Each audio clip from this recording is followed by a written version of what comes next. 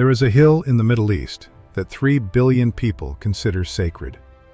A ridge of limestone in the Judean mountains, surrounded by desert on 3 sides and a single narrow valley on the 4th. No river, no natural harbor, no strategic crossroads. By every rational measure, this is not the place where you build a city that shapes all of human history. And yet, here it is, Jerusalem, conquered at least 44 times, besieged 23 times, destroyed and rebuilt twice from nothing. And still, after 5,000 years, the place where the world cannot stop arguing about who it belongs to. No city on earth has been loved more fiercely, mourned more deeply, fought over more relentlessly. And no city has given the human race more of its defining stories, its laws, its sense of what is sacred and what must be protected at any cost. This is where it all began. Stand on the Mount of Olives and look west across the Kidron Valley to the Old City, and ask yourself the question that everyone who arrives here eventually asks. Why here? The answer is in the ground. This ridge is the watershed between the Mediterranean world to the west and the desert to the east. To the west, rain and olive groves. To the east, the Judean desert drops away to the Dead Sea, the lowest point on the surface of the earth. And in the valley below the eastern slope of the ridge, a spring rises from the limestone rock, the Gihon Spring, the only reliable water source for miles in any direction. In a landscape where water means survival, the Gihon is everything. Around that spring, human beings have been living continuously for at least 5,000 years. The spring made Jerusalem possible, but it was something else entirely, something that has no rational explanation, that made Jerusalem inevitable. The people who build the first real city on this ridge are known to history as Jebusites, a Canaanite people whose full origins are still studied by archaeologists. What is not in dispute is that by around 2000 BC, there is a fortified city here. It sits on the narrow spur south of what will become the Temple Mount, a compact, defensible settlement on a limestone peninsula with steep valleys on either side. The Canaanites call it Jerusalem, the city of Shalem. And Shalem, the root of shalom, means peace, or wholeness, or completion. This city that will know almost no peace for 5,000 years is named from its very beginning for peace. Beneath the city, the Jebusites cut a shaft straight down through the bedrock to the level of the Gihon Spring, allowing water to be drawn up without ever leaving the city's walls. It is engineering of extraordinary sophistication for its time. The shaft still exists. The Victorian archaeologist Charles Warren descended it by candlelight in 1867, ropes around his waist, the darkness complete. Visitors can walk through it today, touching the walls that Jebusite engineers cut by hand 3,000 years ago. The city was built on rock, and the rock held its secrets for millennia. Water, stone, patience. The 3 things Jerusalem has never lacked. The Bronze Age world surrounding Jerusalem is dominated by 2 titanic civilizations.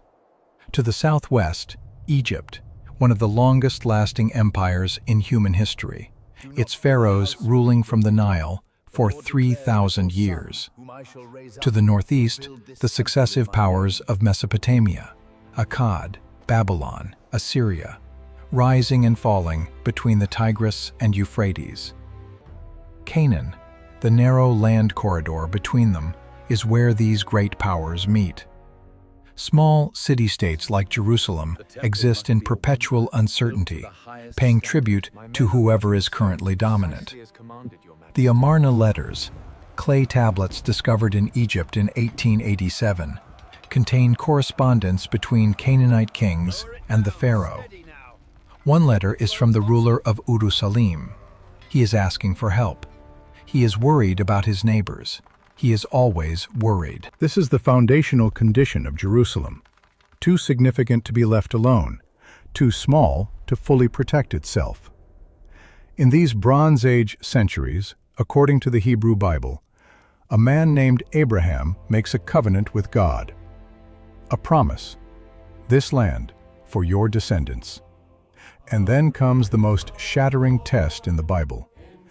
Abraham's son Isaac, the only heir, the child on whom everything depends, is taken to a mountain called Moriah.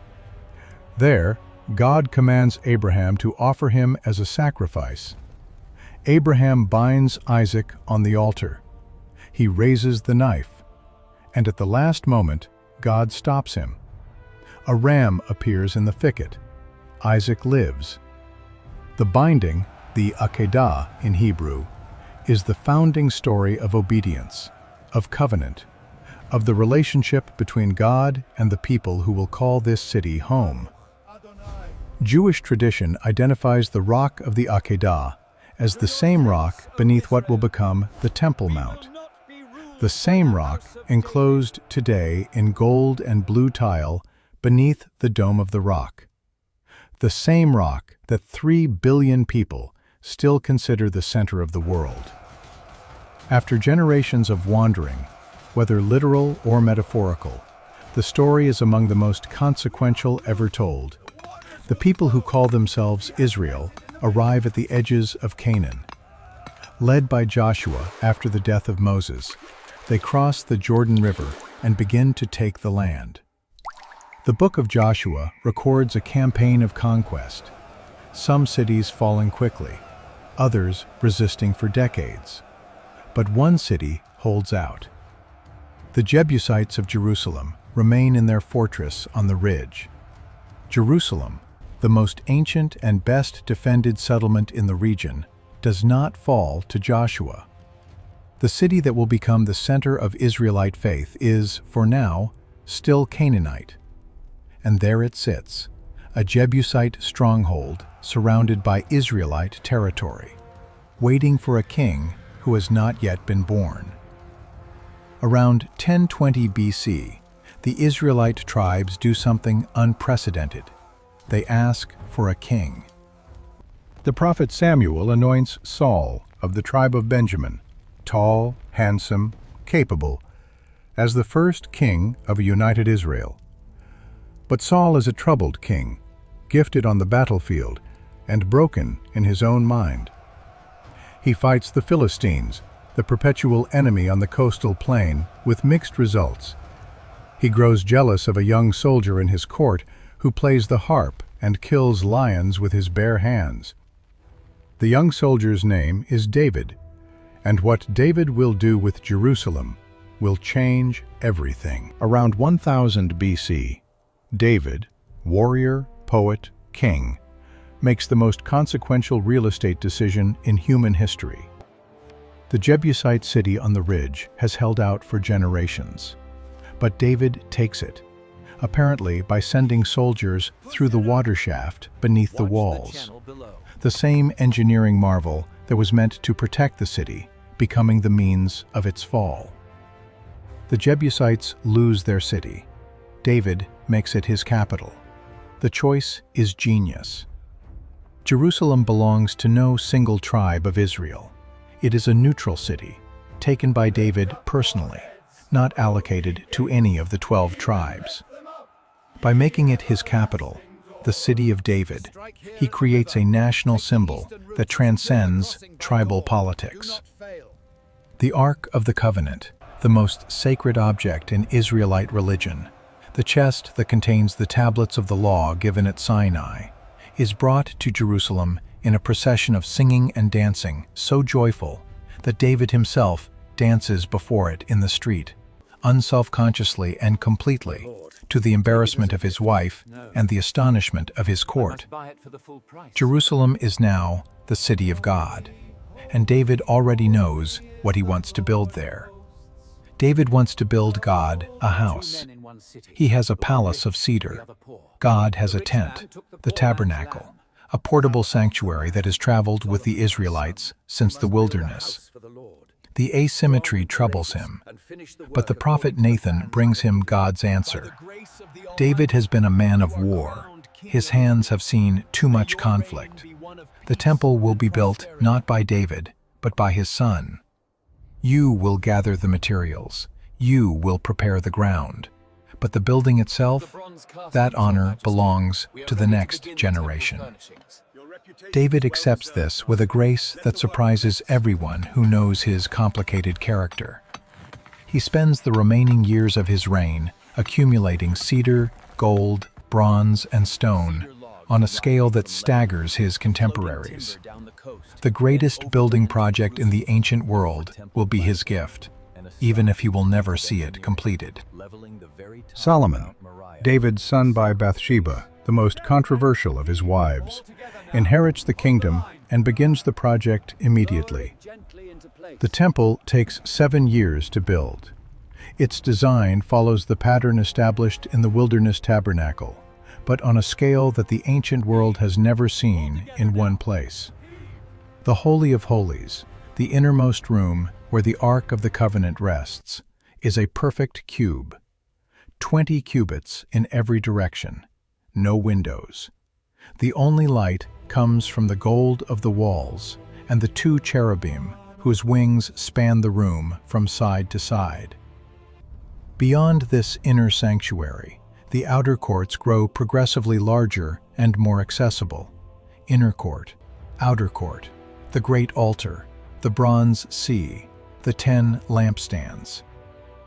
At the dedication ceremony, Solomon prays in words that will echo through 3,000 years of Jewish liturgy, that this place will be a house of prayer for all peoples, that God, who cannot be contained by the heavens themselves, might nonetheless allow his name to rest here.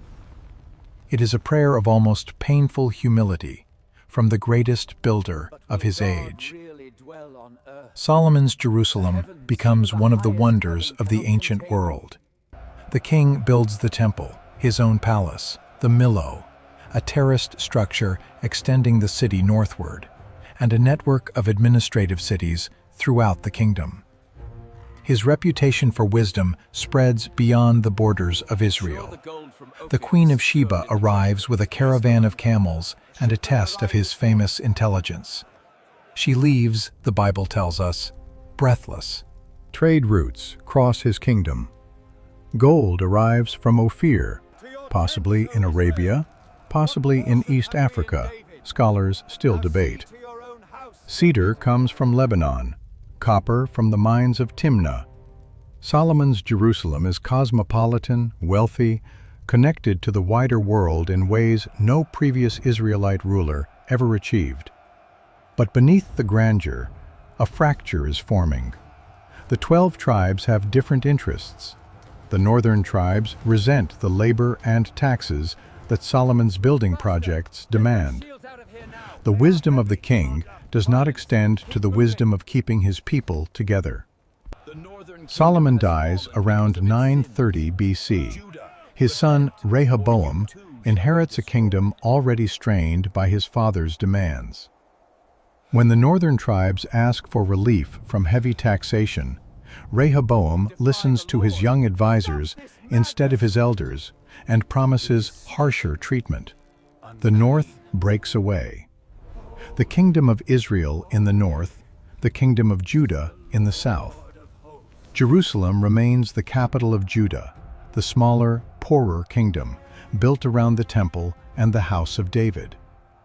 For the next 3 centuries, the 2 kingdoms coexist, sometimes at war with each other, sometimes allied against common enemies. The northern kingdom falls first, to the Assyrians in 722 BC. The 10 northern tribes are scattered. Their fate gives history one of its most enduring mysteries: the 10 lost tribes of Israel. Jerusalem, capital of the smaller southern kingdom, watches and prays. The Assyrian king Sennacherib is coming. His army has already destroyed the cities of the northern kingdom. Now he turns south toward Jerusalem. King Hezekiah does what Jerusalem has always done when threatened. He prepares the water supply. Hezekiah orders the construction of a tunnel through 533 meters of solid limestone beneath the city of David, redirecting the Gihon spring from its exposed position in the Kidron Valley to the pool of Siloam inside the city walls. Two teams of miners begin at opposite ends, cutting through rock by sound and instinct, meeting in the middle with only a small error in their alignment. You can still walk through it. The water is still there. The marks of the ancient tools are still visible in the rock. An inscription discovered in 1880, the Siloam inscription, describes the moment the two teams broke through, the sound of voices through the rock, the water flowing for the first time. It is one of the oldest surviving accounts of construction in the world. Sennacherib lays siege to Jerusalem but never takes it. Whether through plague, diplomacy, or divine intervention, the accounts differ. He withdraws. Jerusalem survives. In the centuries of the divided kingdoms, something extraordinary is happening in Jerusalem that has nothing to do with politics or military power. The prophets are speaking. Isaiah walks through the streets of Jerusalem in the 8th century BC and sees, with a clarity that still reads as contemporary, the gap between religious observance and moral conduct. He does not care about your burnt offerings, he tells the powerful. He cares whether you protect the widow and the orphan, whether you seek justice, whether you care for those who cannot care for themselves. Jeremiah, a century later, is even more urgent. He stands at the gate of the temple itself and tells the people that the building will not save them if their behavior does not change. The temple, he says, is not a guarantee. It is not a talisman. What God requires is justice, and if Jerusalem cannot provide it, then Jerusalem will fall. The priests hate him for it. The king tries to silence him. Nobody wants to hear what Jeremiah has to say. He is, in the precise modern sense of the word, a prophet. Not someone who predicts the future, but someone who tells the truth about the present. Jeremiah is right. From the east, Babylon is rising under its greatest king, Nebuchadnezzar II. In 605 BC, the Babylonian army defeats Egypt at the Battle of Carchemish, and Judah, caught between the two powers, is left exposed. King Jehoiakim switches allegiance repeatedly and pays the price. The great cedar-paneled halls, the gold lampstands, the bronze sea, the altar, all of it reduced to ash and rubble. The Ark of the Covenant disappears from history at this point, hidden, taken, destroyed, spirited away. No one knows. It has never been found. The 9th of Av, Tisha B'Av, is still observed today as the saddest day in the Jewish calendar. On that day in 586 BC, the first temple was destroyed. On that same date, in 70 AD, the second temple would be destroyed. The coincidence is so precise, so terrible, that it long ago ceased to be treated as coincidence. Exile and Return. By the rivers of Babylon, there we sat, and there we wept when we remembered Zion. Psalm 137 records the experience of exile in 8 verses that have never been surpassed for the expression of collective grief. The deported population of Judah, perhaps 10,000 people from the educated classes, finds itself in Babylon, the greatest city in the world. And what they do there is extraordinary. They remember. They write. They codify. The texts that will become the Hebrew Bible are shaped in these 50 years of exile more than in any other period. The priests and scribes who have lost everything, their city, their temple, their king, pour their memories and their theology and their laws into texts that will outlast every empire that ever threatened them. Babylon itself will be gone in 2 centuries. The texts will still be read 3,000 years later. Exile does not destroy the people of Jerusalem. It makes them into something that cannot be destroyed. In 539 BC, Babylon falls. Not to the armies of Judah, they have no armies, but to Cyrus the Great of Persia, whose forces enter the city almost without a battle. And Cyrus does something that no conqueror in the ancient world has done on this scale. He reverses his predecessor's policy of forced deportation. The Edict of Cyrus, preserved in the Bible and confirmed by archaeological discovery of the Cyrus cylinder in 1879, allows all deported peoples to return to their homelands and rebuild their temples. The people of Judah are free to go home. The Bible calls Cyrus the Anointed One, the Messiah, a title given to a non-Jewish Persian king because of what he does for Jerusalem. The Isaiah passage that describes this is either a remarkable prophecy written before the fact, or evidence that the text was compiled later. Scholars debate. What is not debated is the effect. 50 years after the destruction of the First Temple, the people of Jerusalem are going home. The return is not triumphant. The city they find is rubble. The walls are broken. The Temple Mount is overgrown.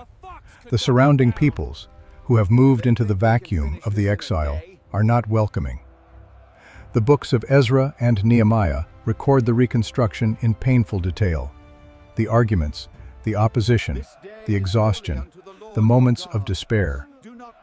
Nehemiah, a Jewish official in the Persian court, arrives in Jerusalem and inspects the walls secretly by night, riding alone through the rubble, seeing the scale of what must be rebuilt.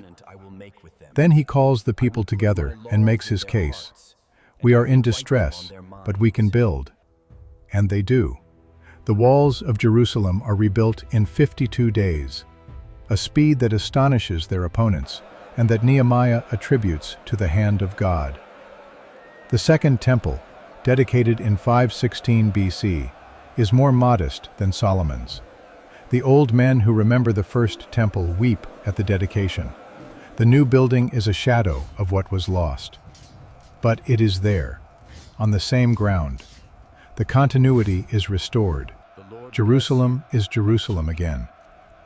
For 2 centuries, Jerusalem lives under Persian rule, and it is, by the standards of ancient empire, relatively benign. The temple functions. The law is observed. The high priest governs local affairs. The city grows slowly. Then, in 332 BC, Alexander the Great sweeps down the Mediterranean coast with a force that has already defeated the Persian Empire. He takes Egypt, establishes Alexandria, and passes through Judah on his way south. The ancient sources differ on exactly how Jerusalem responds to Alexander. Whether he visited the city or not is debated. But his arrival changes everything. Greek culture, language, philosophy, architecture, the gymnasium, the theater, begins to flood into the Eastern Mediterranean world. The process called Hellenization touches Jerusalem too. And within a generation of Alexander's death, Jerusalem is caught in the middle of a war between his successors that will produce the greatest internal crisis in Jewish history. The Seleucid king Antiochus IV Epiphanes makes a decision that will cost him everything he wants. In 167 BC, he enters the temple in Jerusalem, erects a statue of Zeus in the Holy of Holies, and sacrifices a pig on the altar. He bans the Sabbath, bans circumcision, and orders the Jews to worship Greek gods on pain of death. What follows is one of the first recorded religious revolts in human history. An elderly priest named Mattathias kills a Jewish collaborator who is about to make the required sacrifice, then flees to the hills with his 5 sons. His son Judas, nicknamed the Maccabee, the Hammer, leads the rebellion. For 3 years, a guerrilla army of Jewish fighters holds the hills of Judea against the most powerful empire in the region. In 164 BC, against all rational expectation, the Maccabees retake Jerusalem. They cleanse the temple. They rededicate it. According to tradition, they find only one small jar of ritually pure oil, enough to light the temple menorah for 1 day. It burns for 8 days.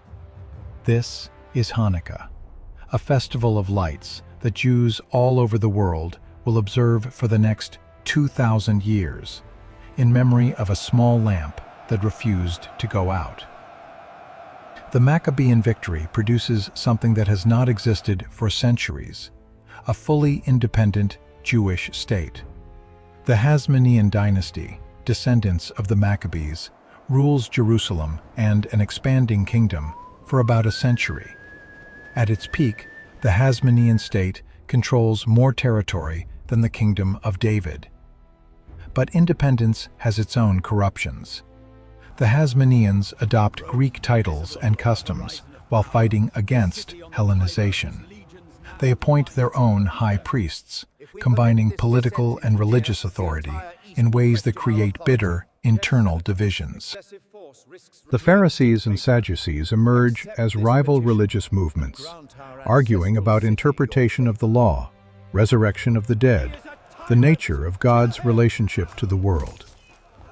Jerusalem, in the 1st century BC, is a city of intense religious argument and increasingly unstable politics. And watching from the west, growing inexorably stronger, is the power that will end Hasmonean rule forever: Rome. In 63 BC, 2 Hasmonean brothers are fighting a civil war for control of Jerusalem. Both appeal to Rome for help. The Roman general Pompey is in the region. He decides to solve the problem himself. After a 3-month siege of the Temple Mount, Roman soldiers enter Jerusalem. Pompey himself, driven by the curiosity that has destroyed the sacred privacy of so many holy places, enters the Holy of Holies, the innermost sanctuary, the room no one but the high priest was permitted to enter, and he only once a year. He looks around. He touches nothing. He takes nothing. He walks out and tells his officers, it is empty. Empty to him. Everything to the people whose world it is. From this moment, Jerusalem is in Rome's orbit. The independence that the Maccabees died for is over. What comes next will be simultaneously the most creative and the most catastrophic period in Jerusalem's history. Rome's solution to the problem of Judea is a man named Herod. He is not Jewish by birth. He is Idumean, his family forced to convert to Judaism a generation earlier. The Jewish population largely despises him. Rome trusts him completely. He is appointed King of the Jews by the Roman Senate in 37 BC and rules for 33 years. Herod the Great is one of the most extraordinary figures in ancient history. He is a monster and a genius simultaneously. He executes members of his own family, wives, sons, when he suspects them of plotting against him.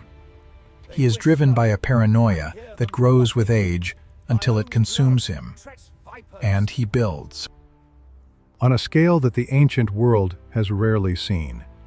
He builds Caesarea Maritima, a new city on the coast with the most sophisticated artificial harbor of the ancient world. He builds Masada, the fortress palace on the rock above the Dead Sea. He builds the Herodian, his own funeral palace shaped like an artificial mountain. He rebuilds Jericho. He transforms Samaria. And in Jerusalem, he begins the project that will define his legacy, the complete rebuilding of the Temple Mount, on a scale that makes Solomon's original look modest. Herod's rebuilding of the temple is one of the great construction projects of the ancient world. He does not just rebuild the temple, he creates an entirely new platform for it. The Temple Mount we see today, the flat esplanade, 35 acres in extent, is Herod's creation. He fills in the valleys on either side with enormous amounts of fill held in place by retaining walls. The stones of those walls are among the largest ever moved by human hands without machinery, some weighing 500 tons. The Western Wall, the Kotel, what millions of Jewish people today consider the most sacred place in the world, the place where prayers are folded into the cracks between ancient stones, is the retaining wall of Herod's platform. Not the temple itself, which is long gone, but the outer wall of the platform on which the temple stood. Herod's temple, when complete, is described by Roman writers as one of the wonders of the world.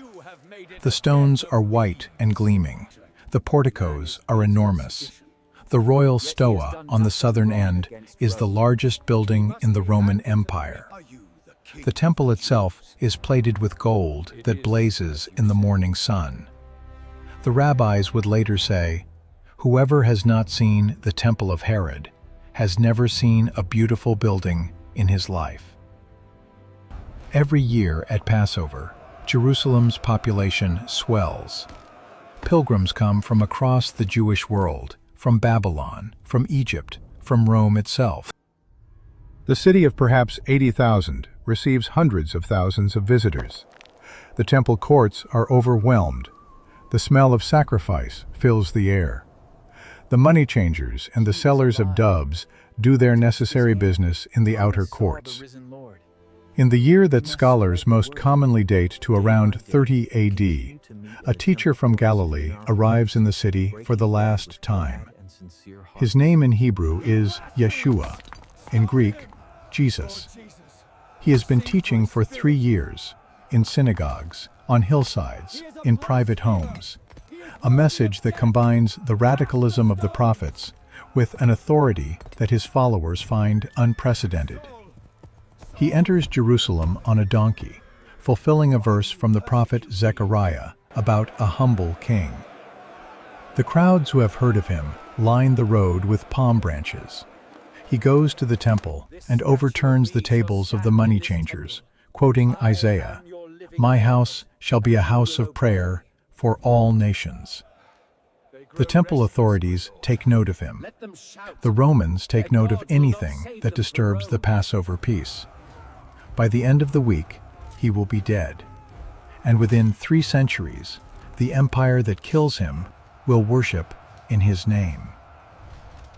The sequence of events between the arrest in the Garden of Gethsemane and the crucifixion outside the city walls is recorded in all 4 Gospels, with differences of detail that scholars have argued about for 2,000 years, and agreements of substance that give the account its essential shape. The Roman governor, Pontius Pilate, is not a sympathetic figure in any ancient source. He rules Judea with a heavy hand and genuine contempt for the people he governs. He finds the accused innocent of any Roman crime, sedition, insurrection, but is unwilling to spend political capital on an obscure Galilean teacher when the temple authorities want him dead and Passover is making the city volatile. The Via Dolorosa, the way of suffering, winds through the old city of Jerusalem today, marked by 14 stations. Christian pilgrims have walked it for centuries.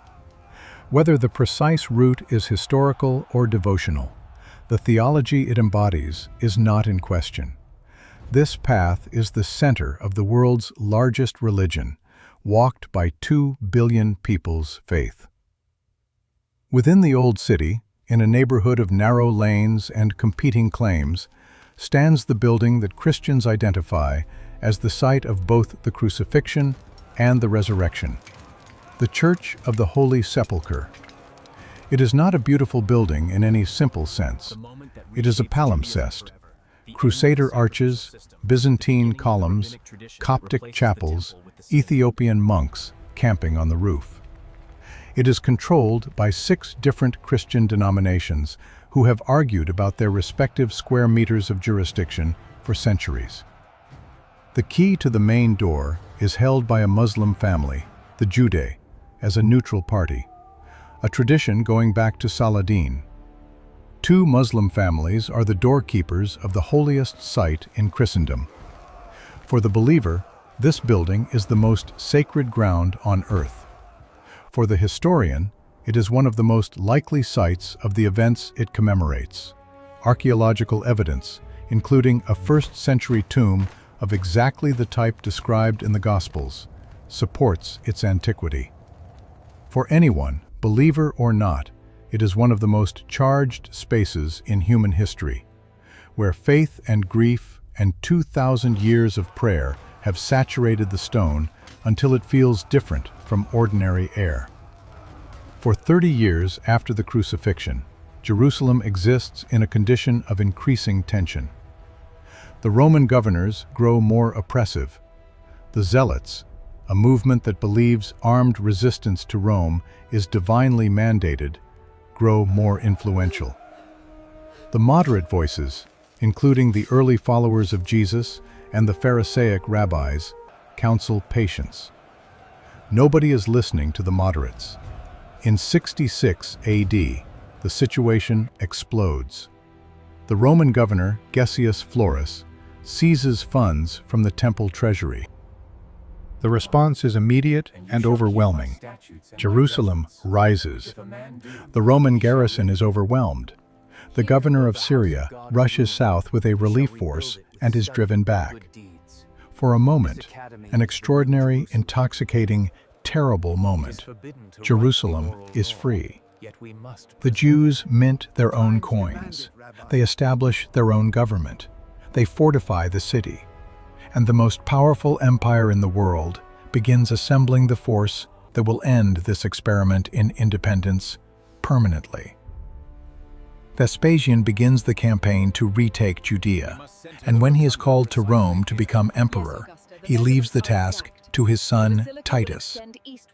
In the spring of 70 AD, 4 Roman legions, perhaps 70,000 men, surround Jerusalem. What follows is one of the most documented sieges in ancient history. The Jewish historian Josephus, a former Jewish general who surrendered to Rome and now serves as Titus's interpreter and chronicler, records it in harrowing detail. The city is divided between 3 factions who fight each other as well as the Romans, destroying their own food supplies in factional conflict. Famine sets in. The suffering inside the walls is beyond description. The Romans build a siege wall around the entire city, cutting off any possibility of escape or resupply. Then they begin moving their siege engines forward, methodically, inexorably, with the patience of an empire that knows it will win. On the 9th day of the month of Av, the same date on which the first temple was destroyed 656 years earlier, the second temple burns. Titus, according to some ancient sources, wanted to preserve the building. It was too magnificent to destroy. But in the chaos of the final assault, a soldier threw a burning torch through a golden window, and the fire took hold. The cedar paneling, the curtains, the accumulated sacred objects of centuries, all of it burned. Titus ordered that the golden menorah, the table of the showbread, and the silver trumpets be taken as trophies. They are carried to Rome in the triumph that Titus celebrates on his return. The Arch of Titus, still standing in the Roman Forum today, shows the victorious soldiers carrying the menorah through the streets of Rome. The city that is now rubble was the prize. The objects taken from it are the permanent reminder of what was lost. The temple has not been rebuilt, not in 2,000 years. And in that absence, that wound in the center of Jerusalem, 3 world religions have made their home. The temple is gone. The city is destroyed. The Jewish population of Jerusalem is expelled, enslaved, or dead. And yet something survives that no army can destroy, a way of reading, arguing, and transmitting the meaning of the law. Before the siege ended, a rabbi named Yochanan ben Zakkai escaped Jerusalem, hidden in a coffin, carried out by his disciples. He was brought before Vespasian and asked what he wanted. He did not ask for Jerusalem, which he knew was lost. He asked for Yavne, a small coastal town, and its scholars. Vespasian granted it, perhaps not understanding what he was allowing. At Yavne, the rabbis do something that will define Judaism for the next 2 millennia. They replace the temple with the text. Prayer replaces sacrifice. The synagogue replaces the temple. The rabbi replaces the priest. Judaism becomes a portable religion, a faith that can survive anywhere, because its home is in the words of the Torah, not in any building. This is one of the most creative acts of religious adaptation in human history. A people who have lost everything find a way to carry everything with them. 60 years after the destruction, Jerusalem is still a ruin, but the Romans have not yet rebuilt it. Jewish pilgrims still visit the site of the temple. Hope persists that the temple might somehow be rebuilt, that Jewish sovereignty might be restored. The Emperor Hadrian extinguishes that hope definitively. He announces that he will build a new Roman city on the site of Jerusalem, Aelia Capitolina, and that he will erect a temple to Jupiter on the Temple Mount. For the Jewish population, this is the final provocation. Simon Bar Kokhba, whom Rabbi Akiva, the greatest scholar of his generation, hails as the Messiah, leads the last great Jewish revolt against Rome. For 3 years, 132 to 135 AD, his forces hold Judea.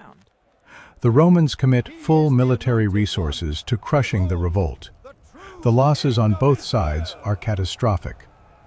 When it is over, Hadrian erases the name Judea from the map, replacing it with Syria Palestina, Palestine, a name derived from the Philistines, the ancient enemies of Israel, chosen specifically to erase the Jewish connection to the land.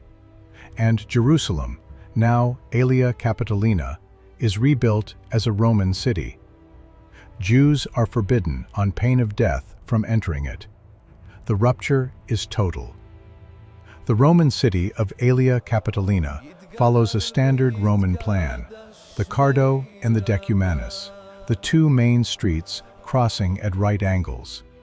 The Cardo, the main north-south street, ran from the Damascus Gate area southward through the city.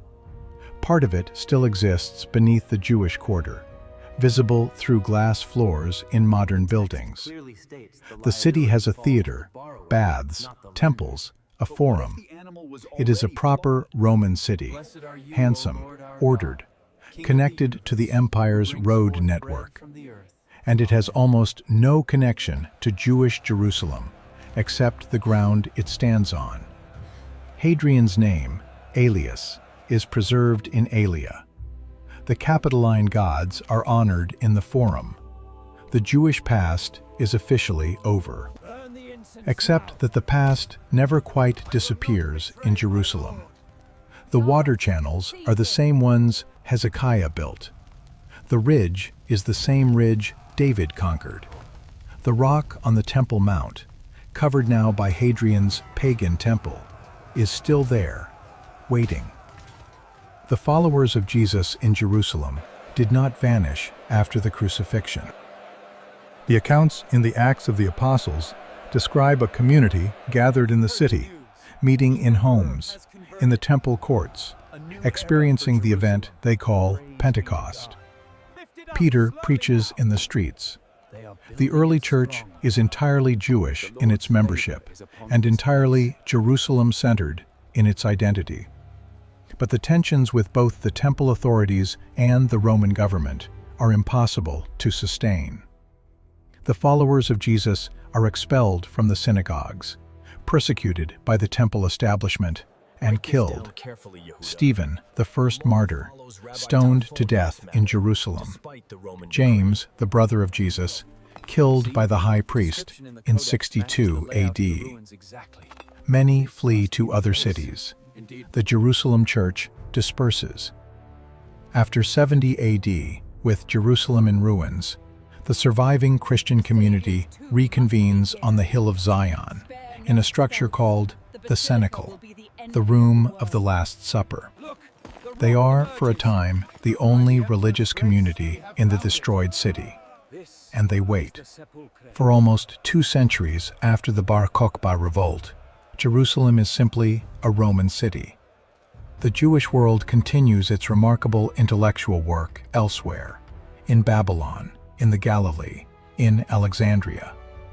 The Mishnah is compiled around 200 AD, the first systematic codification of Jewish oral law, a document of extraordinary complexity and human insight that forms the foundation of all subsequent Jewish legal scholarship. The rabbis in Babylon and Palestine argue, interpret, and build. They create the Talmud, the record of their arguments, spanning centuries, that is arguably the most intensely discussed text in human history. Every generation of scholars has added its commentary to the commentary of the generation before. The conversation never ends. And through it all, Jerusalem remains present. In every prayer, 3 times a day, Jews face Jerusalem. At every Passover Seder, the same words, "Next year, in Jerusalem."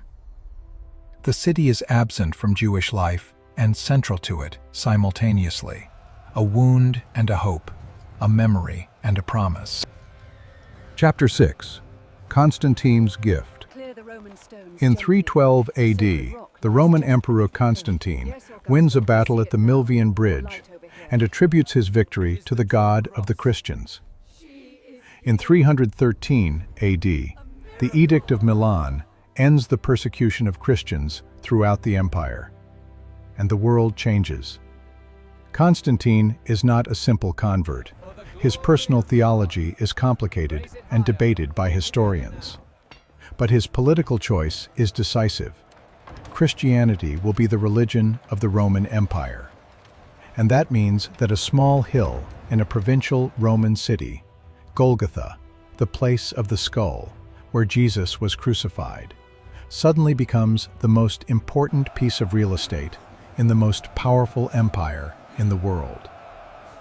Constantine's mother, Helena, travels to Jerusalem around 326 AD, on what may be the first great Christian pilgrimage. She is 70 years old. She is looking for the physical evidence of the events recorded in the Gospels, and in Jerusalem, she claims to find it.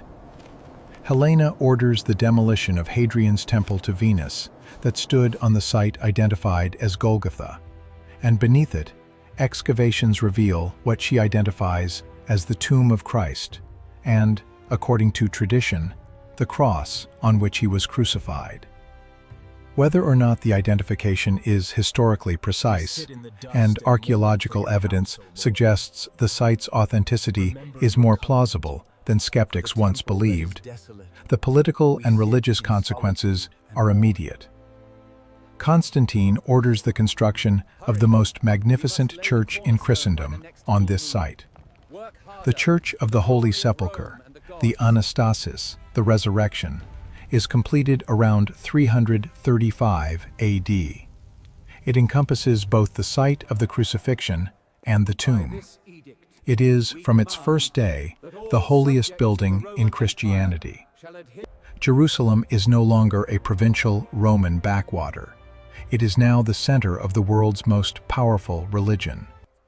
Pilgrims begin arriving from every corner of the empire. And the city begins to rebuild itself around its sacred topography, the route of the Via Dolorosa, the Upper Room, the Garden of Gethsemane, the Mount of Olives, as if the city itself is a text to be read by the faithful. For the next 3 centuries, Jerusalem is a Byzantine Christian city, and it thrives. Pilgrims arrive from across the Christian world. The pilgrim Egeria, a Spanish nun traveling around 381 AD, leaves a detailed account of Jerusalem's liturgical life, the processions, the ceremonies, the crowds at the holy sites. Her text is one of the most vivid records of ancient Jerusalem we possess. New churches, monasteries, and hospices are built across the city and the surrounding landscape. The Madaba map, a 6th century Byzantine mosaic floor in Jordan, shows Jerusalem in extraordinary detail. The Cardo, the churches, the city gate, the city as the center of the Byzantine world. Jews remain largely forbidden from entering the city, except on Tisha B'Av, the anniversary of the temple's destruction, when they are permitted to enter and mourn at the ruins of the Temple Mount. Once a year, the people of the destroyed temple come to weep at its absence.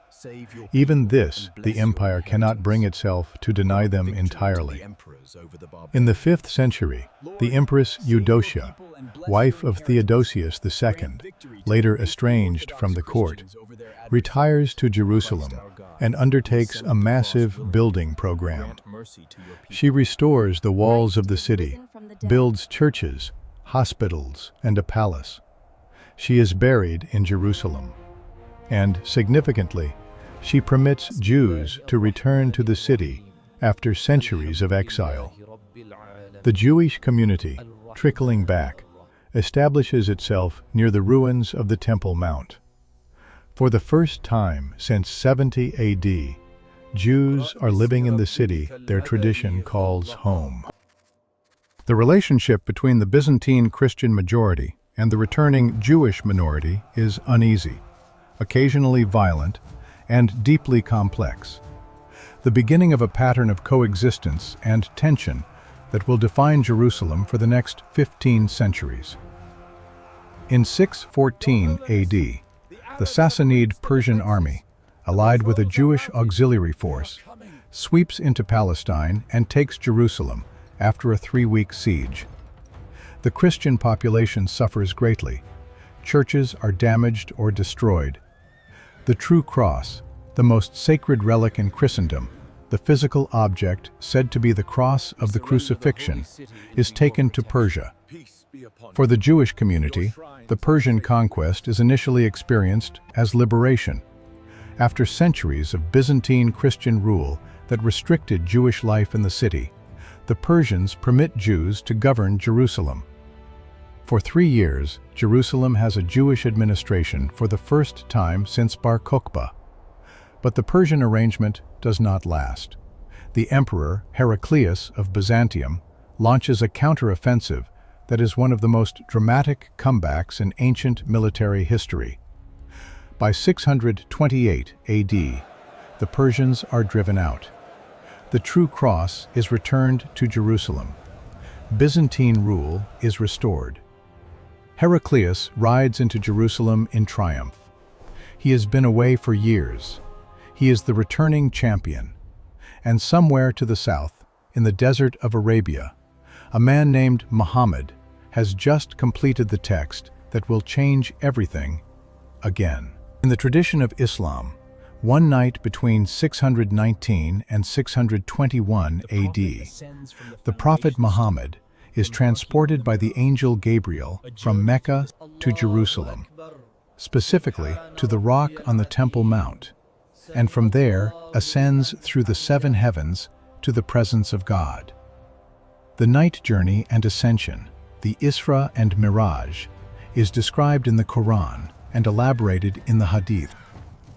The rock on the Temple Mount, the same rock that Jewish tradition identifies as the site of Abraham's binding of Isaac, the same rock on which the Holy of Holies of the Temple stood, is, in Islamic tradition, the place from which the Prophet ascended to heaven. Al-Quds, the Holy, is what Jerusalem is called in Arabic, the sacred and the absolute. This is the moment when the third of the three great monotheistic faiths lays its claim to the same hill that the first two have fought over for 2,000 years. Not a claim of conquest, Muhammad's vision precedes the Islamic army's arrival by nearly 20 years. It is a claim of revelation, of the sacred. And when the Arab army arrives at Jerusalem's gates in 637 AD, they are coming to a city that their prophet has already visited in the night. The Byzantine Empire that will face the Arab army has been hollowed out by decades of war with Persia. The treasury is depleted. The military is exhausted. The population of Syria and Palestine, heavily taxed by Constantinople and divided by bitter theological disputes about the nature of Christ, is less than fully committed to defending Byzantine rule. Heraclius, the emperor who seemed so triumphant, returning the true cross to Jerusalem, is now old, ill, and unable to campaign in person. His generals fight the Arab forces in the Levant and lose. At the Battle of Yarmouk in 636 AD, one of the most consequential battles in world history, the Arab army defeats the Byzantine force so decisively that Palestine is effectively lost in a single engagement. Jerusalem itself is not taken by battle. It is surrounded, cut off, and then, after a negotiation that is remarkable for its relative restraint, surrendered. The surrender of Jerusalem to the Arab army is negotiated by the Patriarch Sophronius on behalf of the Christian population. His condition: he will surrender only to the Caliph in person. Omar ibn al-Khattab, the second Caliph of Islam, the companion of the Prophet, rides from Medina to accept the surrender. By every account, his arrival is extraordinary. He enters the city on foot or on a simple camel, dressed in patched clothes that contrast almost comically with the ceremonial grandeur of the Byzantine court. He is accompanied by a servant. He and the servant take turns riding the camel. The Patriarch Sophronius, who has spent years defending Constantinople's claim to Jerusalem, shows Omar the city. When the time of Muslim prayer arrives, Sophronius offers Omar the use of the Church of the Holy Sepulchre. Omar declines. If he prays in the church, he says, his followers will make it a mosque. He prays outside instead. That gesture, the refusal to Islamicize the holiest site in Christianity, is remembered. A mosque is later built on the spot where Omar prayed, outside the church. And the Church of the Holy Sepulchre remains, to this day, a Christian church. Omar asks to be shown the site of the temple, the rock on the Temple Mount from which the Prophet ascended. What he finds is shocking. The Byzantine Christians, who controlled the city for 3 centuries, had used the Temple Mount as a rubbish dump, a deliberate theological statement about the supersession of Judaism by Christianity. Omar kneels and begins to clean the site with his own hands. His companions join him. The rubbish is cleared. The rock, the foundation stone, the Even Hashatiyah of Jewish tradition, the place of the night journey in Islamic tradition, is exposed. Omar prays on the rock. He establishes a simple wooden mosque nearby, open to the sky. The Temple Mount, the most sacred piece of ground in 2 of the world's 3 great religions, and deeply significant to the third, is, for the first time in centuries, treated with reverence by its new rulers. This is where this episode ends. The rock is visible. 3 faiths have claimed it.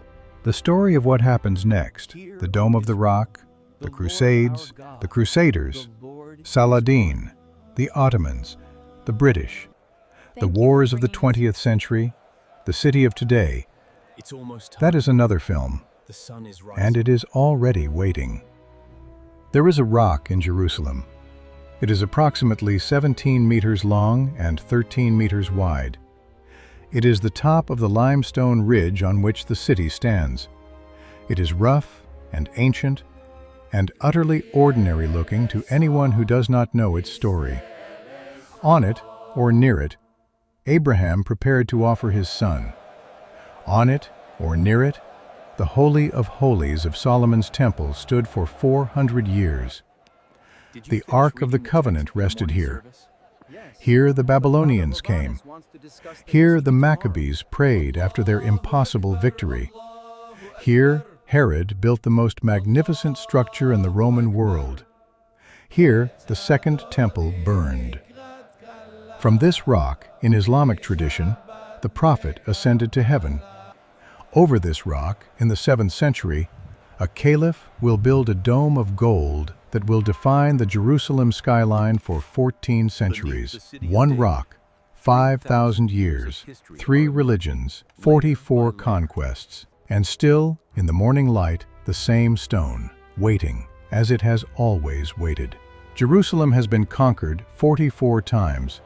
It has been destroyed twice. It has been forbidden to its own people. It has been fought over by empires that no longer exist. It has been the object of crusades and jihads and wars and negotiations and plans and prayers and tears beyond counting. And every morning the sun rises over the Mount of Olives and falls on the same stone.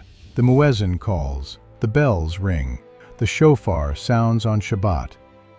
The city that refuses to be one thing, that insists on being everything to everyone simultaneously, is still here.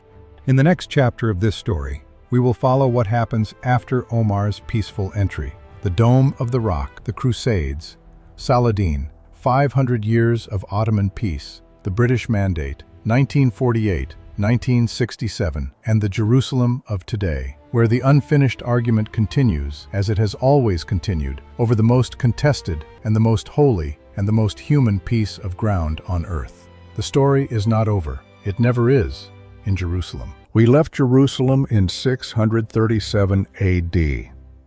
The Caliph Omar had entered the city on foot, in patched clothes. He had refused to pray inside the Church of the Holy Sepulchre. He had found the Temple Mount, the most sacred ground in Judaism and now in Islam, covered in centuries of refuse, deliberately heaped there by Byzantine Christian rulers who wanted the site forgotten. Omar had knelt and begun to clear it with his own hands. His companions joined him. The rock, the foundation stone, was uncovered. This is where the story of the next 14 centuries begins, not with conquest, with a man on his knees cleaning a stone. Under Omar's governance, Jerusalem becomes something it has rarely been, a city where multiple faiths coexist under a framework of deliberate tolerance. The Jews, forbidden from the city under Byzantine Christian rule, are invited back. They settle near the Temple Mount for the first time since the Bar Kokhba revolt 5 centuries earlier. The Christians keep their churches. The Patriarch Sophronius remains in his position.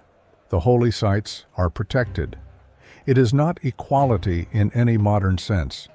Non-Muslims pay the jizya, a tax for protected status, but it is a framework, and for a city that has known almost nothing but exclusion and massacre, it is something close to extraordinary. The first caliph to truly build in Jerusalem is not Omar.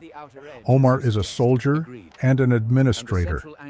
The builder is Abd al-Malik ibn Marwan, the 5th Umayyad Caliph, who comes to power in 685 A.D. Abd al-Malik rules the largest empire in the world. He is fighting a civil war inside Islam, dealing with Byzantine pressure from the north, and managing a domain that stretches from Spain to Central Asia. And in Jerusalem, he decides to build something that will announce to the world and to his rivals what Islam has become. He will build on the foundation stone itself. The construction takes 3 years, from 688 to 691 AD. Abd al-Malik employs Byzantine craftsmen, the best mosaicists and engineers in the world, working under Islamic direction. It is a collaboration across the fault line of civilizations. The design is an octagon, a shape with deep symbolic resonance midway between the square of the earth and the circle of heaven. The dome rises 35 meters above the rock. The mosaics are among the finest in the world, covering more than 1,200 square meters of the interior. Around the interior, an inscription runs in gold on a blue ground. It is the longest early Islamic inscription in existence. It does not mention the Prophet. It is addressed directly to the Christians of Jerusalem. It says, "God has no son." When the Dome of the Rock is completed in 691 AD, it is the most impressive building in the world outside of Constantinople. Nothing in the early Islamic world approaches it. Nothing in the Christian West comes close. It is built on the rock that Jewish tradition calls the foundation stone, the stone from which the world was created, the stone that the Holy of Holies stood over, the stone from which the Prophet ascended in the night journey. It is not a mosque, it is a shrine, a shelter over the rock. A building that says, "This ground is sacred, and we know it, and we have built accordingly." For 13 centuries, the golden dome of Abd al-Malik's building has defined the skyline of Jerusalem. It is the visual fact of the city. Everything else is arranged around it.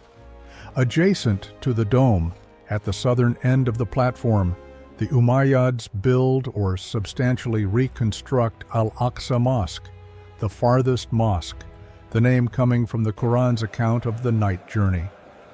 Where the dome is a shrine over the rock, Al-Aqsa is the place of congregational prayer, the functional mosque of the Temple Mount. Together, the dome and Al-Aqsa define the Haram al-Sharif, the noble sanctuary, the most sacred platform in Islam outside of Mecca and Medina. A 144,000 square meter esplanade in the heart of Jerusalem, on ground that has been sacred for 3,000 years. For the next 4 centuries after Omar's conquest, Jerusalem lives under Islamic governance, first Umayyad, then Abbasid, then Fatimid.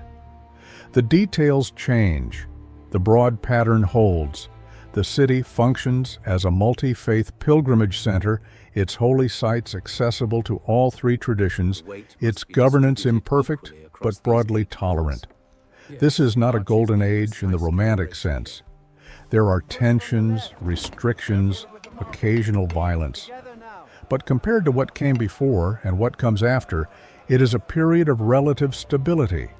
The city is itself. It is doing what it was made to do, receive the faithful. In the 790s, the Abbasid Caliph Harun al-Rashid and the Frankish King Charlemagne exchange ambassadors and gifts. Among the gifts that travel west, the keys to the Church of the Holy Sepulchre and, according to some accounts, custody of the holy sites on behalf of Latin Christianity. It is a diplomatic gesture, not a transfer of sovereignty, but it establishes something important: the idea that the ruler of the Christian West has a stake in Jerusalem's future, an idea that will have enormous consequences 3 centuries later.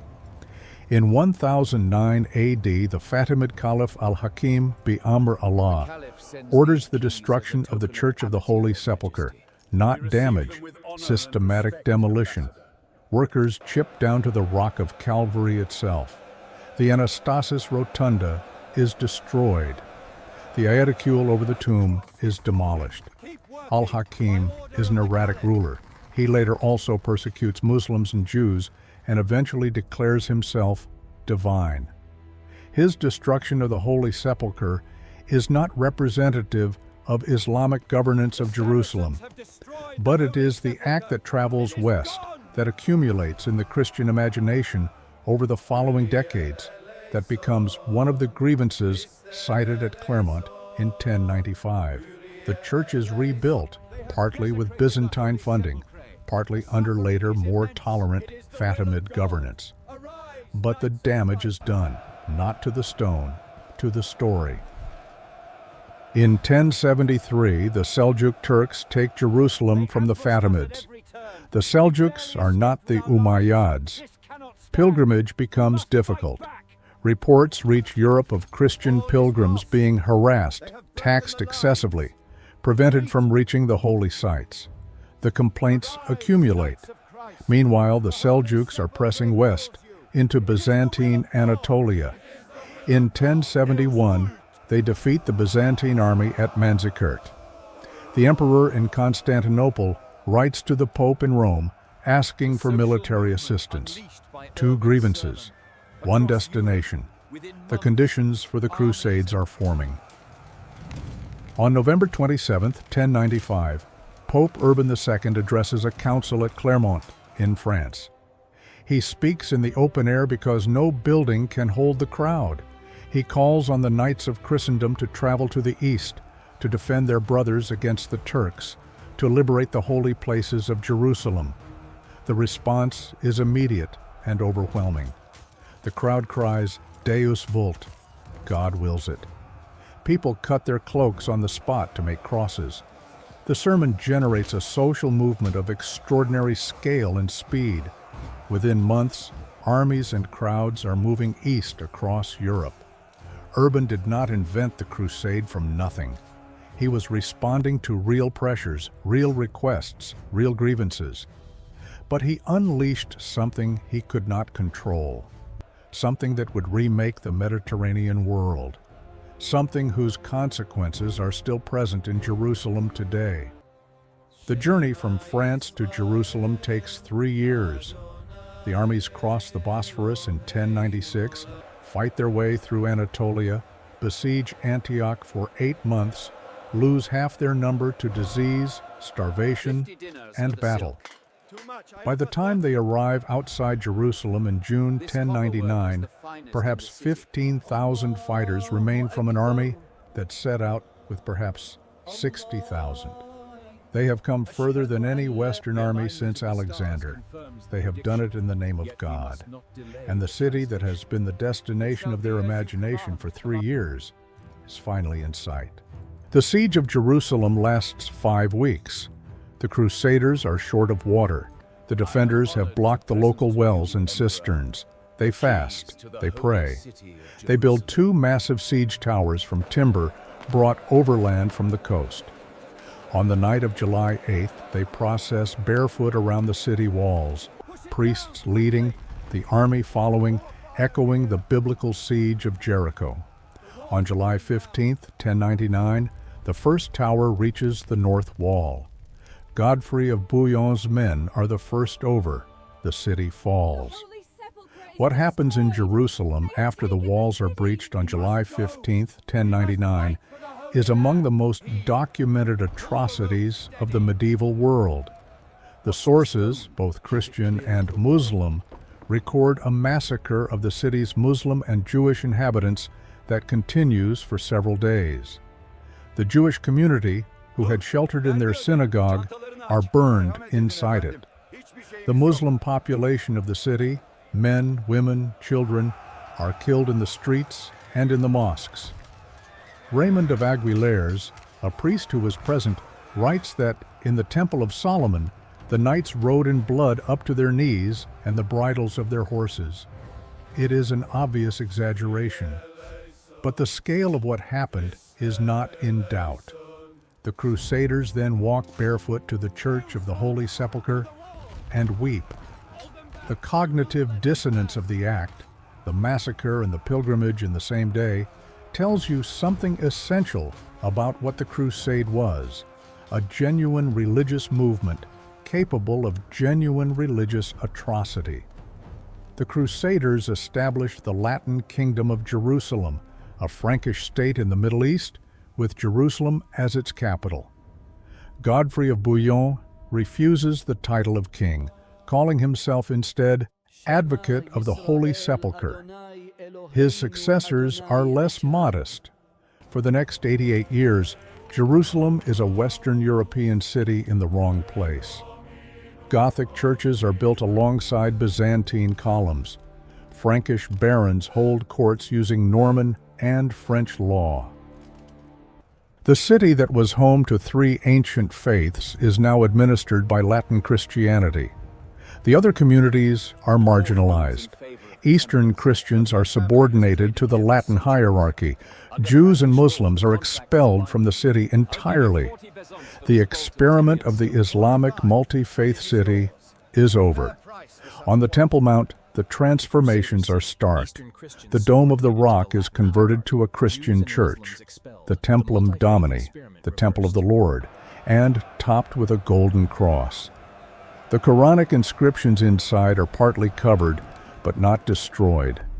Al-Aqsa Mosque becomes the headquarters and residence of the Knights Templar, the military monk order who take their name directly from the Temple of Solomon they believe they are standing on. They excavate beneath the mosque, looking for the treasure of the temple. The irony is profound.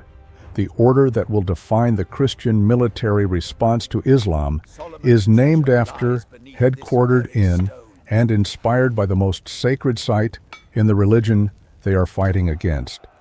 The Crusaders completely rebuild the Church of the Holy Sepulchre. The Byzantine structure is incorporated into a massive new Romanesque building that consolidates all the holy sites: Golgotha, the tomb, the site of the finding of the true cross, under a single roof. The Crusader facade, two arched doorways in pale limestone, Romanesque carvings above, still stands today, largely unchanged. One of the doorways has been bricked up since Saladin's conquest in 1187. It has never been reopened. The immovable ladder above one of the windows, placed there by a monk sometime in the 18th century and left there because none of the 6 competing Christian communities who share the church can agree on moving it, is still there today. Jerusalem is a city where nothing is ever really finished, and nothing is ever quite removed. Saladin, Salah al-Din in Arabic, is born in Tikrit, in what is now Iraq, of Kurdish origin, in 1137. He rises through military service to become the ruler of Egypt in 1169, then unifies Egypt and Syria under Ayyubid control. By the 1180s, he rules the largest Islamic state since the early Caliphate. He is not primarily a religious zealot, though he uses religious language skillfully. He is a politician and a general of the First Order. He watches the Latin Kingdom of Jerusalem with patient attention, waiting for the moment when its internal divisions reach critical mass. In the summer of 1187, that moment arrives. On July 4th, 1187, Saladin lures the Crusader army away from water on a July day in the Galilean summer and destroys it at the Horns of Hattin. The battle lasts one afternoon. The entire military strength of the Latin Kingdom, the army that defends Jerusalem, is gone. The true cross, the most sacred relic in Crusader Jerusalem, taken to every battle as a guarantee of divine protection, is captured. The Crusader king, Guy of Lusignan, is taken prisoner. Saladin executes the Knights Templar and Hospitaller personally. He spares the king. Jerusalem, without its army, has no choice but to negotiate. On October 2nd, 1187, Saladin's army enters Jerusalem. It is the anniversary, by the Islamic calendar, of the Prophet's night journey to Jerusalem. Saladin does not miss the symbolism. What he does is noticed by everyone on both sides. He ransoms the Christian population. Those who can pay the ransom leave, those who cannot are enslaved. But Saladin himself pays the ransom of thousands of poor Christians from his own treasury. The massacre of 1099 is not repeated. The cross is removed from the dome of the rock. Al-Aqsa is washed with rosewater. The Quranic inscriptions that had been covered by the Crusaders are uncovered. The Jews are invited back to the city. The city is, once again, a multi-faith sacred center under Islamic governance. Saladin's entry into Jerusalem in 1187 is the moment that defines his historical reputation. 800 years later, his name is still invoked whenever people in this region talk about what just governance of the Holy City might look like. After Saladin's death in 1193, his Ayyubid successors continue his policy of controlled tolerance. Jerusalem remains open to Christian pilgrimage. The Church of the Holy Sepulchre is returned to its Christian custodians. Negotiations with the Crusader successor states produce a series of truces. In 1229, the Holy Roman Emperor Frederick II negotiates a treaty with the Ayyubid Sultan al-Kamil that hands Jerusalem back to Crusader control for 10 years, without a single battle being fought and without either side's religious establishment being pleased. Saladin's nephew gives the most sacred city in Islam to a Christian emperor through diplomacy. The religious scholars of both sides are outraged. The pragmatists are quietly impressed. The later Crusades are, with occasional exceptions, a history of failure. The Third Crusade, 1189 to 1192, is the most famous. Richard I of England reaches within 12 miles of Jerusalem. His army can see the city. He decides not to attack, calculating, correctly, that even if he takes it, he cannot hold it. He and Saladin negotiate a peace. Christians are allowed to make pilgrimage to Jerusalem. The city stays in Muslim hands. It is a rational outcome. It satisfies no one. The Fourth Crusade, launched in 1202, never reaches Jerusalem at all. It is diverted through a combination of debt, political calculation, and opportunity to Constantinople, where Crusaders sack the Christian capital of the Eastern Roman Empire. The schism between Eastern and Western Christianity is permanently deepened. Jerusalem watches from a distance. In 1258, the Mongols destroy Baghdad. The Abbasid Caliph is executed. The great library of Baghdad, the accumulated scholarship of centuries, is thrown into the Tigris. The river runs black with ink, says the account. The Mongols continue west. They take Damascus. They are moving toward Jerusalem and Egypt. At the springs of Ain Jalut in the Jezreel Valley, within sight of where the Battle of Hattin was fought, the Mamluk army of Egypt, under Baybars and Qutuz, stops them. September 3rd, 1260. The first major defeat of the Mongol army in open battle. The force that has destroyed every army it has faced for 40 years is beaten. Jerusalem is spared the fate of Baghdad. It is, by historical standards, a close thing. The Mamluks, a dynasty of slave soldiers who have taken power in Egypt, rule Jerusalem from 1260 to 1517. They are builders. Around the Haram al-Sharif, they construct a ring of madrasas, Sufi lodges, and mausolea that still define the fabric of the old city. The Mamluk style is distinctive and magnificent, alternating courses of different colored stone, elaborate muqarna ceilings, carved marble portals. It is the architecture of a dynasty that wants to be remembered as patrons of the sacred city. Under the Mamluks, Jerusalem is not the political capital of anything, that is, Cairo, but it is a center of Islamic scholarship and a city of extraordinary architectural patronage. The Mamluks understand that building in Jerusalem is a statement about legitimacy. Throughout the Mamluk period, Jewish pilgrims come to the Western Wall. The wall, the western retaining wall of Herod's Temple Mount, has become the primary focus of Jewish prayer outside the synagogue, the closest accessible point to the Holy of Holies, the place where the divine presence is said to have never departed. They press written prayers into the cracks of the ancient stone. They weep. They face the wall and face what was and what is not. The practice that continues to this day is already ancient in the medieval period, a tradition of grief and hope performed against the same stones generation after generation. By the early 16th century, the Mamluk Empire is declining. The slave soldier military system that made it powerful is also what makes it rigid. The Ottomans, who have taken Constantinople in 1453 and ended the Byzantine Empire, are expanding south.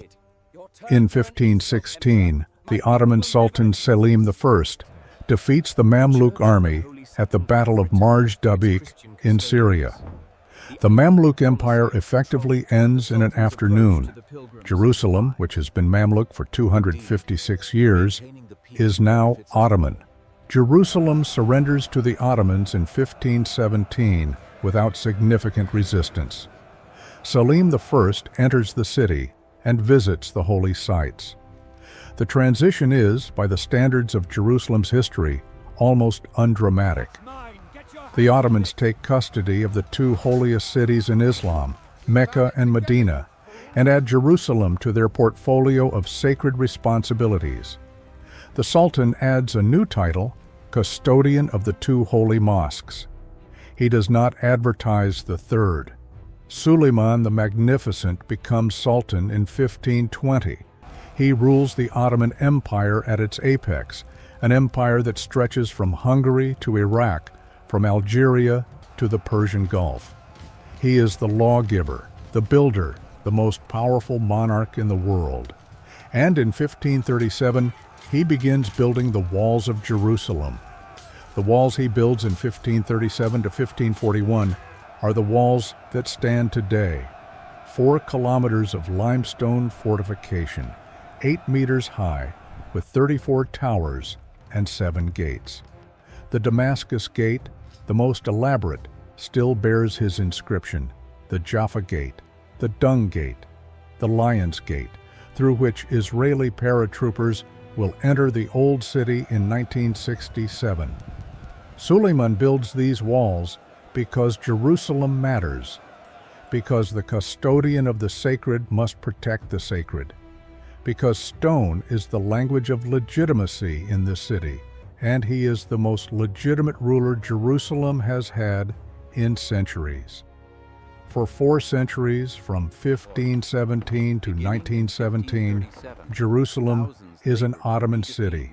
It is not, for most of this period, a particularly important Ottoman city. The empire's capitals are Istanbul, Cairo, Damascus. Jerusalem is a provincial backwater, sacred but peripheral, but it is stable. The 4 quarters, Muslim, Christian, Jewish, Armenian, function within Suleiman's walls. The holy sites remain accessible to all 3 faiths.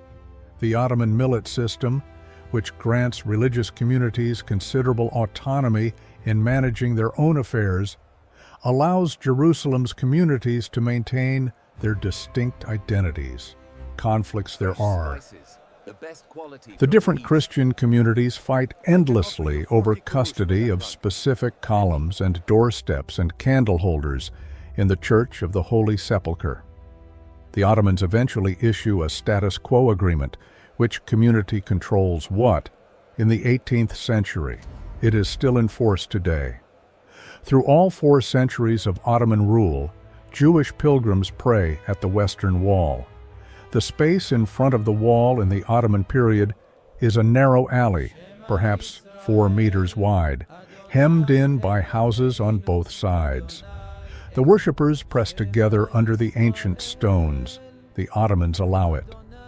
The wall is technically part of the Haram al-Sharif, the property of the Islamic Waqf, but Jewish prayer there is tolerated throughout the Ottoman period, an arrangement that works imperfectly, as most arrangements in Jerusalem work.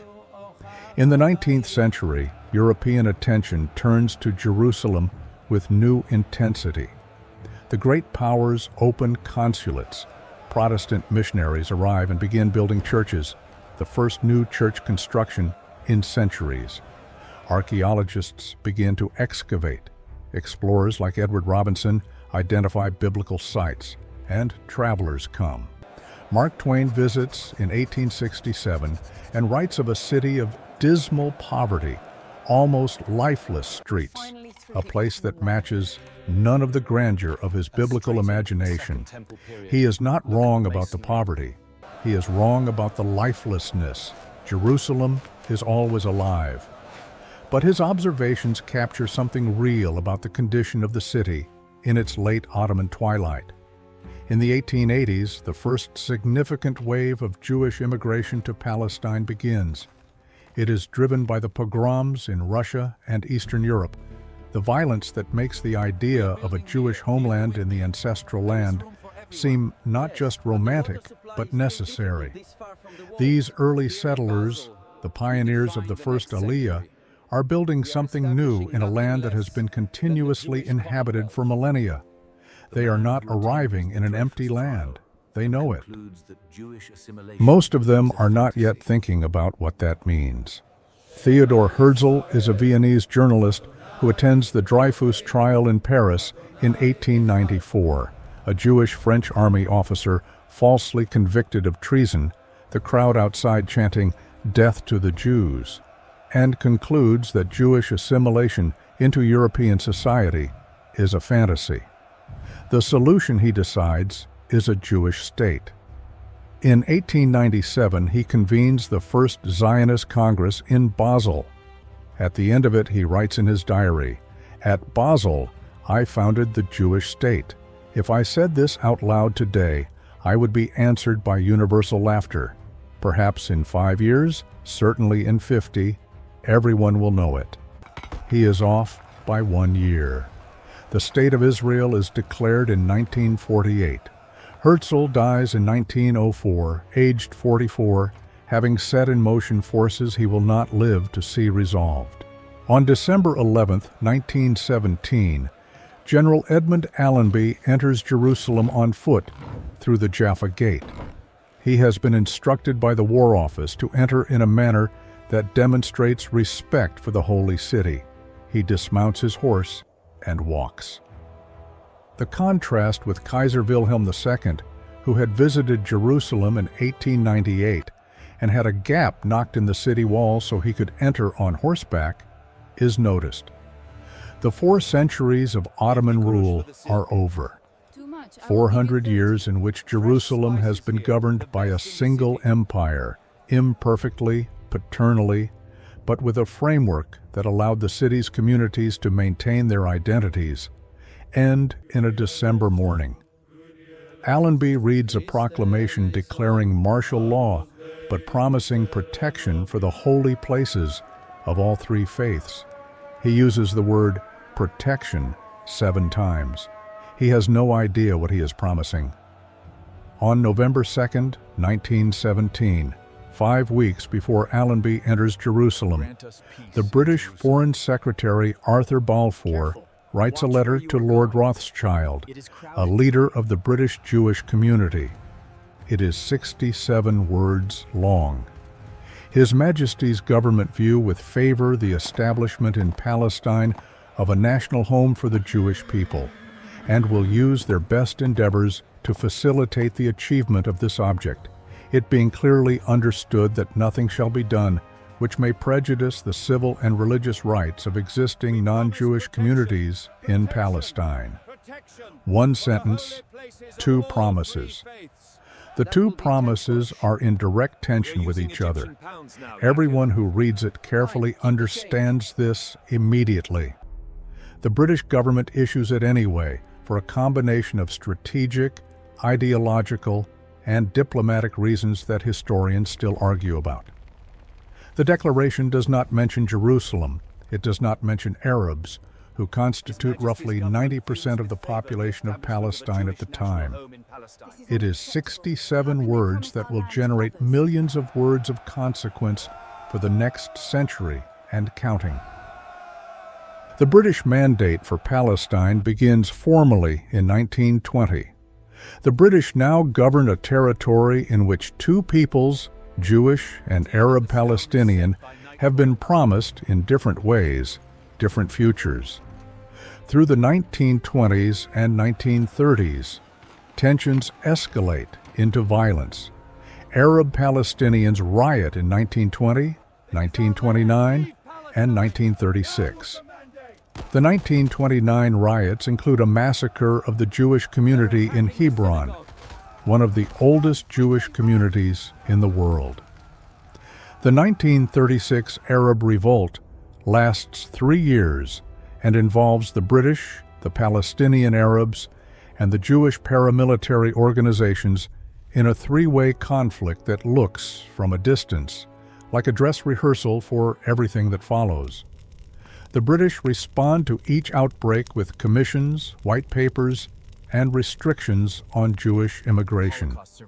The restrictions arrive at the worst possible historical moment.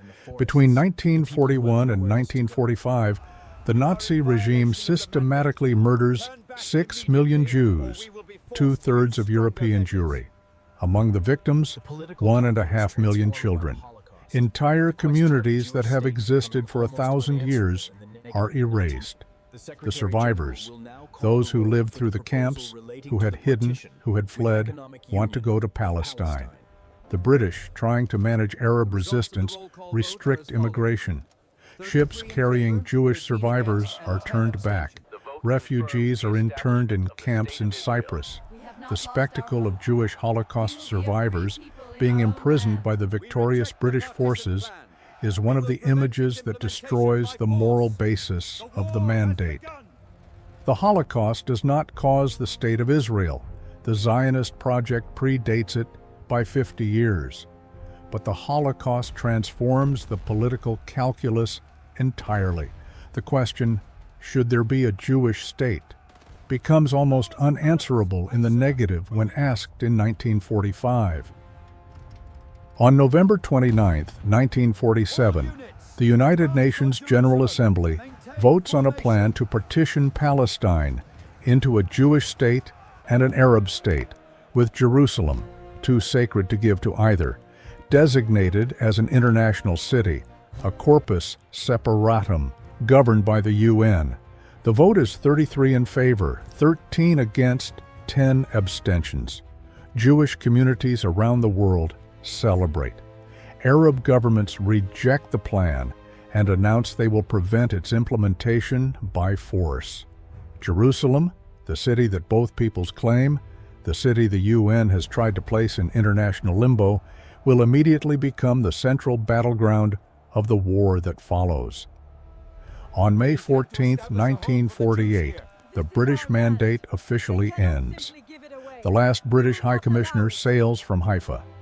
Hours later, David Ben-Gurion declares the establishment of the State of Israel. Within hours, the armies of 5 Arab states, Egypt, Jordan, Syria, Iraq, and Lebanon, enter Palestine. The 1948 Arab-Israeli War, which Israelis call the War of Independence and Palestinians call the Nakba, the catastrophe, has begun. Jerusalem is already on fire.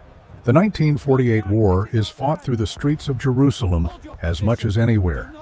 The Jewish quarter of the Old City, home to a Jewish community that has existed there continuously for centuries, is besieged by the Arab Legion of Jordan.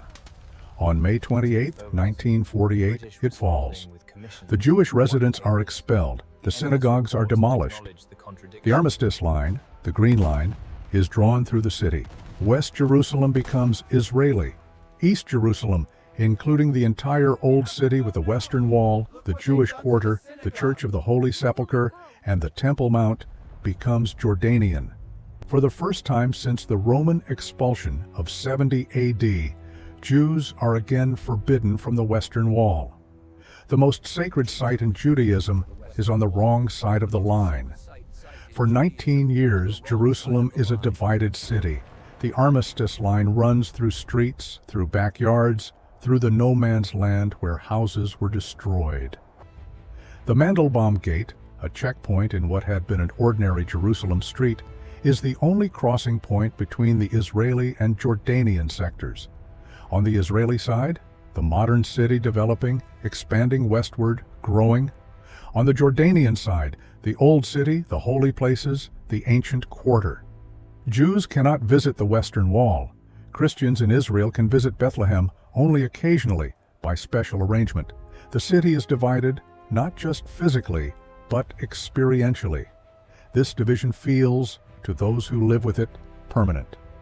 Like all permanent things in Jerusalem, it lasts 19 years. Life in the divided city has a quality that those who lived it describe as surreal. From the rooftops of the Israeli sector, you can see the Dome of the Rock. From the rooftops of the Jordanian sector, you can see the Hebrew University on Mount Scopus, surrounded by Israeli territory, accessible by convoy only, a university that operates in absentia for 19 years. Children grow up in this divided city, knowing the other half only as a place across the wire. Families are divided. Property is divided. The city's sense of itself is divided. On June 5, 1967, Israel launches a preemptive airstrike against Egypt, Syria, and Jordan, destroying their air forces on the ground. In 6 days, Israel captures the Sinai Peninsula, the Golan Heights, the West Bank, and East Jerusalem. On June 7th, Israeli paratroopers fight their way through the Old City and reach the Western Wall. The commander of the operation, General Mota Gur, radios, "The Temple Mount is in our hands." The paratroopers, secular kibbutz members, many of them, weep at the wall. The defense minister Moshe Dayan says, "We have returned to our holiest places, never to part from them again." It is one of the most emotionally charged moments in modern Israeli history, and it immediately raises the question that no one is prepared to answer. What does "never to part from them again" actually mean? What is the status of the Temple Mount? What is the status of East Jerusalem? What is the status of the Palestinian people who live there? These questions are still unanswered, 57 years later. Within days of capturing the Temple Mount, Moshe Dayan makes a decision that will define the politics of Jerusalem for generations. The Haram al-Sharif will remain under the control of the Islamic Waqf, the Muslim religious authority. Jews will be allowed to visit, but not to pray there. The arrangement maintained by the Ottomans and the Jordanians will continue. Dayan's calculation is strategic. Allowing Jewish prayer on the Temple Mount would ignite a religious war that Israel cannot win. The Temple Mount is the third holiest site in Islam. Changing its status would unite the entire Muslim world against Israel. The decision is rational. It is also, from the perspective of religious Jewish nationalists who believe the temple should be rebuilt, a betrayal. The argument over this decision has not ended. Israel annexes East Jerusalem in 1967, an annexation not recognized by any other country in the world, including those most sympathetic to Israel. Jerusalem is declared the united and eternal capital of Israel. In the days after the Six-Day War, the Moroccan Quarter, a neighborhood of Palestinian homes built against the Western Wall, is demolished overnight to create the plaza that stands today. Hundreds of families are displaced with a few hours' notice. The wall's prayer space expands from a 4-meter alley to the current open plaza. The Palestinian families who lose their homes in the Moroccan Quarter are the first, but not the last, to discover that the reunification of Jerusalem comes at a cost they are being asked to bear. For the next 3 decades after 1967, Jerusalem is the subject of every peace negotiation between Israelis and Palestinians, and the point on which every negotiation breaks down. The question of sovereignty over the Temple Mount, the Haram al-Sharif, is, in every negotiation, the last issue on the table, and the one that cannot be resolved. At Camp David in 2000, the Clinton administration presents its best effort at a final status agreement. Jerusalem would be divided along demographic lines, Jewish neighborhoods to Israel, Arab neighborhoods to Palestine, with the Old City and the Temple Mount under a sovereignty arrangement so complex it requires a legal dictionary to read. The talks collapse. 2 weeks later, Ariel Sharon visits the Temple Mount. A week after that, the Second Intifada begins. 3.5 years, over 4,000 dead on both sides. Jerusalem is not the only cause of the conflict, but it is always, when the conflict is most acute, the place where the absence of resolution is most visible. After the Second Intifada, in which suicide bombings in Jerusalem kill hundreds of Israeli civilians, Israel begins constructing the separation barrier in 2002. In Jerusalem and its surroundings, the barrier is largely a concrete wall, 8 meters high. The route of the barrier follows neither the 1967 Green Line nor the boundary of the Israeli-annexed Jerusalem municipality. It winds through Palestinian communities, separating farmers from their land, families from their relatives, villages from their urban centers. The International Court of Justice declares it illegal in 2004. Construction continues. Jerusalem now has 2 walls. Suleiman's Wall from 1541, enclosing the Old City, and the separation barrier, snaking through the modern city, a wall inside a wall. Whatever else Jerusalem is, politically contested, historically burdened, physically divided, it is also simply this: a city where 3 faiths live their sacred lives in proximity. On Friday, the call to prayer echoes across the Temple Mount, and tens of thousands of Muslims pray at Al-Aqsa. On Saturday, the Shabbat quiet settles over the Jewish neighborhoods, and the Western Wall fills with worshippers. On Sunday, the lanes of the Christian quarter fill with pilgrims, and the Church of the Holy Sepulchre holds its services in Greek, Latin, Armenian, Coptic, Ethiopic, and Syriac. The same stones, the same light, different words, directed toward the same place. The Old City of Jerusalem today is approximately 1 square kilometer. Within that square kilometer, the Western Wall, the Temple Mount with the Dome of the Rock, and Al-Aqsa Mosque, the Church of the Holy Sepulchre, the Via Dolorosa, the Souk al-Atarin, the Armenian Quarter, the Jewish Quarter, the Muslim Quarter, the Christian Quarter. On any given day, it contains pilgrims from every country on earth, school groups from 3 continents, soldiers, priests, rabbis, imams, archaeologists, shopkeepers, residents who have lived here for generations, tourists who arrived this morning. It contains the most contested piece of ground on the planet and some of the best falafel. It is, by any measure, one of the most extraordinary places in the world. Today, Jerusalem is the capital of Israel. It is also the intended capital of a Palestinian state that does not yet exist.